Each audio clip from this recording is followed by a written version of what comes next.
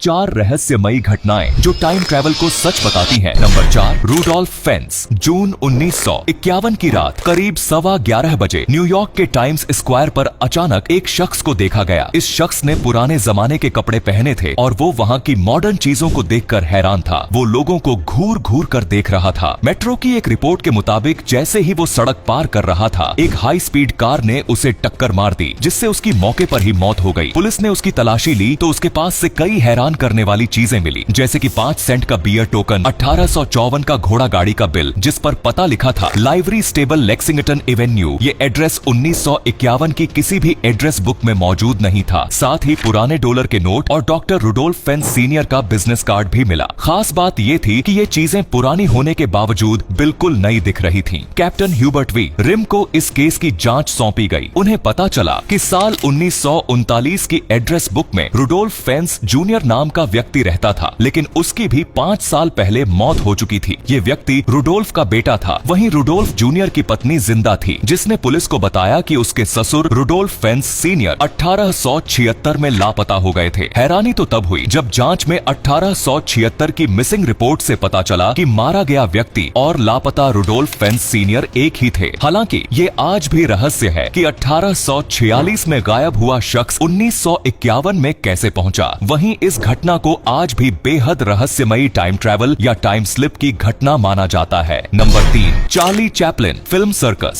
साल 1928 में रिलीज हुई चार्ली चैपलिन की फिल्म सर्कस ने ऑडियंस को खूब हंसाया था, लेकिन सालों बाद जब एक व्यक्ति इस फिल्म को देख रहा था तो उसने एक अजीब चीज नोटिस की। फिल्म के एक सीन में एक महिला अपने कान के पास एक डिवाइस लेकर बात करती हुई दिख रही थी, जो मॉडर्न मोबाइल फोन जैसा लग रहा था। ये सीन देखकर हर कोई हैरान रह गया, क्योंकि उस समय मोबाइल फोन के बारे में दूर दूर तक कोई इन्फॉर्मेशन नहीं थी। तो क्या ये महिला एक टाइम ट्रैवलर थी या फिर इसके पीछे कोई और रहस्य था? इस रहस्यमय सीन को लेकर कई तरह की अटकलें लगाई गई। इस फिल्म को पूरा टेक्निकली भी चेक किया गया, लेकिन सब कुछ ठीक था। कुछ लोगों का मानना था कि ये एक टाइम ट्रैवलर है जो भविष्य से आई है और वो अपने समय में किसी को फोन कर रही है। लेकिन कुछ एक्सपर्ट्स का मानना था कि ये महिला एक हियरिंग एड का इस्तेमाल कर रही थी, जो उस समय भी मौजूद था। हालांकि इस रहस्य के बारे में आज तक कोई ठोस सबूत नहीं मिला है। Number 2, Andrew Carlson. Andrew Carlson की टाइम ट्रैवलर की कहानी साल 2003 में खूब चर्चा में आई थी।